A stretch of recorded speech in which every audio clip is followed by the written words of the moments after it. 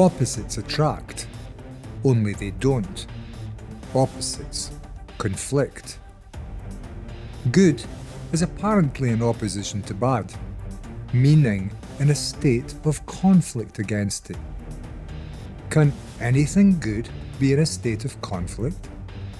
Positive is apparently in opposition to negative, up to down, high to low, death to life, and me to you. Our language cleaves a universal existence, which is a field of life of a unified energy manifesting through countless forms. We get caught in a confusion of our opposites. And we seek to better our lives by moving to an opposing state than the one we find ourselves within. Every sick person wants to be healthy. Every abused person seeks love. Every hurt person requires to be comforted. And every poor person seeks wealth. Opposition to us has intelligence, but often in life we travel through it equipped with a tool bag provided to us, with tools which perhaps are not the best for the job. There are many ways to crack a nut. Using your teeth may work, but may not be the most productive for aesthetic appeal. Stop and think for a moment of the highest ability our mightiest of forces have in this world to heal injury and to solve an ongoing obvious problem any planet would naturally come to, thinking it a good idea to be run on opposing ideological concepts. To solve the problems our ways of living bring to us, we drop bombs. The solutions used over and over again in our world to solve disagreements between us people, all members apparently of the same humanity, in an apparently civilized culture of apparently civilized men, is to drop bombs, send in armies, rape women, murder men until one side gives up. This is our highest principle of order in resolving our difficulties between each other. Look at this. This is not order. This is complete and utter disorder. If I have a cancer inside me, I will naturally run to a doctor, seeking to have it removed. And removing it may provide benefit for the continuity and the quality of my life. But unless I look closer, I shall never come to find the cause of what brought the cancer there in the first place. I remain vulnerable to a repetitive incident of that which I wish to desperately avoid. War does the same. It appears to solve something between us. In actual fact, war is a blind testament to how absolutely, ongoingly idiotic we are. We think conflicts between us are to be solved in bloody battle. It never occurs to us to look at and into the conflict with an investigative attitude to resolve the conflict.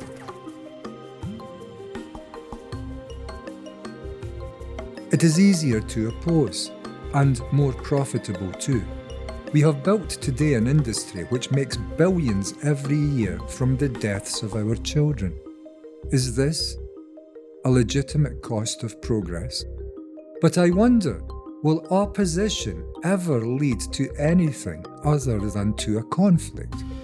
Opposition is to be living on one side of a battle. If we oppose each other, we are already caught in a conflict and a war. There must be a better way than my traditionally educated approach to life of opposition. And we oppose externally in our physical world where we are so busy generating golden palaces for ourselves. But the greatest of damages to our lives is within. As we have come to blindly accept opposition, and so therefore conflict, into our lives as an acceptable approach to progress, we now live within unconscionable battle. Our very way of living in opposition to each other and within our inner psychological states has become a battle.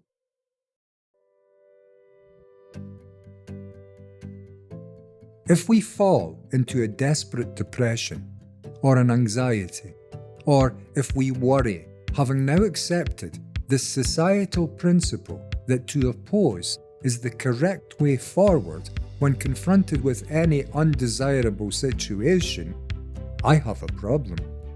I can begin to oppose myself. Can you see the logic? Our deep conditioning education has been to always positively act on what we perceive to be a negative energy in our lives. That negative energy might be a neighbour, another country, another belief, or it could equally well be a perceived movement within me of verbal construct or emotional content. I am beginning to view myself as something I can operate upon. I am beginning to divide psychologically. I must do this to even find a potential to operate upon myself. If my approach to life is always to attempt to move from what I perceive to be a negative to a positive, am I not doing the same thing, which America has now so comprehensively done to so many countries? Is this not the exact same societal movement of battle? Am I not seeking to oppose and oust an inner state I find undesirable through an action of moving to an opposing existence? When I am depressed, do I not seek to rid myself of my depression? It seems almost unbelievable to suggest that any sane person would do anything else. But this is the least productive movement we could ever have. This is total and complete insanity. Any country claiming victory following a conflicted bloody war is populated by fools. We are mankind. We are one species. Any war can only ever be a matter of tears to us collectively. If you are so limited in life that you cannot see past your national flag or your traditional religious dogmas to the truth that humanity is one movement, then your life will never be anything but a blight to others and to yourself. It is when we come to study a problem that we find the solution to that problem. Looking to reach an opposing state has no value at all, and yet this is the pattern we are living within daily. What value does it seek to have a calm mind from a ground of neurotic schizophrenia? What value does it hold to seek health from a cancer-ridden body? What value has it to seek to find peace, harmony, relationship, unity, and love in a Sodom and Gomorrah type planetary existence of chaos, division, brutality, and blind ambition? We all want to live in harmony, but this wanting is only an idea. The fact is, our daily actual lives, our fact is that we are all up to our necks in our own self-produced divisive chaos. Perhaps we are in this chaos because we are all so busy attempting to make it better. Maybe the thing we ought to do in life is not to seek to oppose what we do not wish to continue. Perhaps opposing a life undesirable is to provide exposure and so a continuity to that which we seek to end. Do we not war to end conflicts between ourselves? Is this not the very same global idiotic movement? If I am a very depressed person, guess what my mind turns to as I awaken every morning? My depression. if I have lived a lifetime and shared intimate moments with a significant other, and I come to lose that significant other, I may find a loneliness and a missing in my heart for that other, which can seem too intense to even bear. In such a desperate psychological state, I can run to counsellors, I can take drugs, I can go to therapy, but a throbbing emptiness remains within, and will forever so. Another approach is needed to solve our desperate personal and interconnected life problems than this traditionally accepted view of opposition. Because everything in life has a cause. There is a cause to cancer. If we find it, we can end cancer. There is a cause to inner pains, to loneliness, to hurts, and to the immense suffering we all inevitably feel on the loss of someone close to us, or even just from the psychological bruises and wounds each of us inevitably gathers in this brutally divided competitive world. When we feel overwhelming inner energies of confusion, hurt, pain, or loneliness, whatever, it seems natural for us to seek to change that state into something a lot more pleasant. In doing so, however, I am already aiming for an opposing state to what I see. Will this work? Has it ever? What if I do not do this? What if, rather than running to solve the problem, I remain where I am, interested in the problem, not in the pursuit of reaching any oppositional inward state of greater satisfaction, but in the negative quality I am experiencing? What if I allow myself to receive the totality of the grief, the emptiness, the loneliness, the pains, the hurts, and the wounds inside? Our thinking mind is one vessel, but thought is incredibly divisive. We can find ourselves easily subject to necessarily continually evolving life patterns and psychological difficulties. We can find ourselves seeking to live our lives other than they are, which is obviously an impossibility and can only ever lead to greater frustrations. There are situations in life which we cannot go to the opposite of. There are situations where we come to face a complete brick wall. The death of someone close to you is one such example. The grief a person feels on the loss of a loved one, the agony over an illness which will lead to death, the senseless end of a young man's life in war, wide and varied are the circumstances of life which can lead a human brain into deep suffering. It is very important to understand well how to recover from such psychological imbalances. It is not to speak to any counsellor or to take any drugs. I cannot travel to an opposite which does not exist, and my closest, my nearest, my dearest is gone. I cannot bring him or her back, no matter how much I cry to do just that. There is nothing I can do. The best I can do, apparently, is to seek comfort or to escape.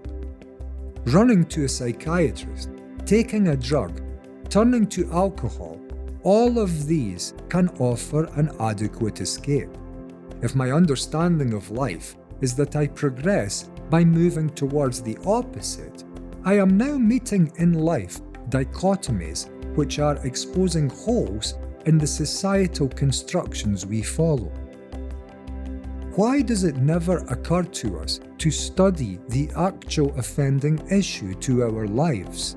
Why do we not stay with and study and come to an understanding of our arising inner insufficiencies? Because we already think we understand them. We have accepted that it is inevitable that we come to suffer. And yet our suffering is being caused inwardly, not from any inevitability, but automatically. We have been conditioned to accept suffering in life.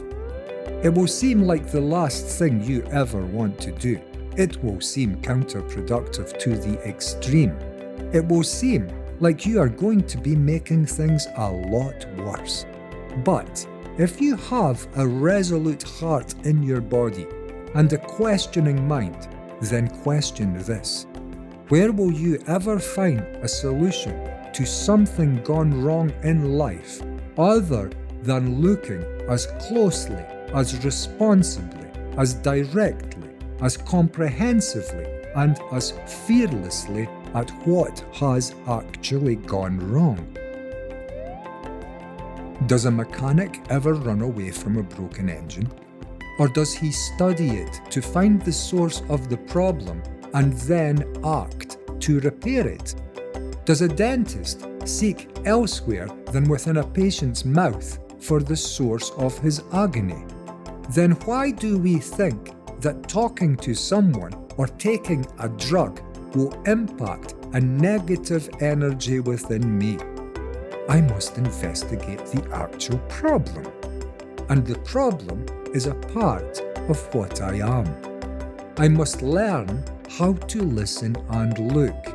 I must absolutely cease to judge, because I am dealing with a part of what I am, and I cannot judge what I am unless I am something other. In looking directly at any problem, we find the only possibility of gathering necessary and required information about that problem to be free of it. When we understand any problem comprehensively and holistically, we shall be free of it. What this all inevitably means is that if I am depressed, my depression is my source of potential liberation. If I can come to look at it without division, to learn and understand its inner movements. And we can do this with everything in our world, with every problem. And this movement will inevitably have far better consequences than to continue thinking that the best way to solve our differences in our complicated lives is to drop a bomb on the problem's head. If we stop seeking to solve our problems by opposing them, and rather come to interestedly begin to watch them, our problems will begin to tell us a story. If we can listen to that story to the very end, our problem has finished.